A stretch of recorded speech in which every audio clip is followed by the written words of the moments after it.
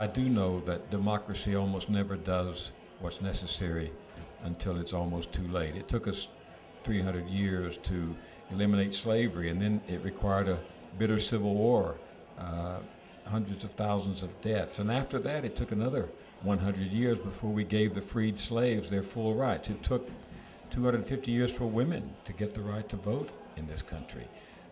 It took marches in the streets and decades before we eliminated the sweatshop or got the minimum wage. I mean, for some reason, this country doesn't act until, if it doesn't act, it's over the precipice.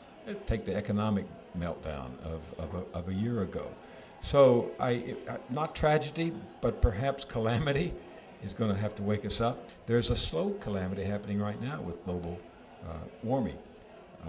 And the question is it too late to face up to the inconvenient truth, as Al Gore said? I don't think it is. I don't think we can give up, but I also know we can't quit.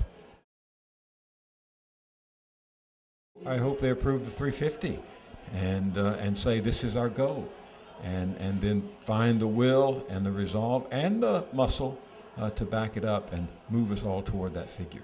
The road to Copenhagen lies in the chambers of the United States House of Representatives and the United States Senate. Because no matter what they do at Copenhagen, and I think they will do the right thing, our political process at the moment is dysfunctional. We're not tackling and solving any of the dramatic issues that face us, whether it's healthcare or climate change. So what I would urge us to be thinking about is how are we going to move the Congress to act in response to what good things are done at Copenhagen. Shame on them. They're flying in the face of the world's best scientists.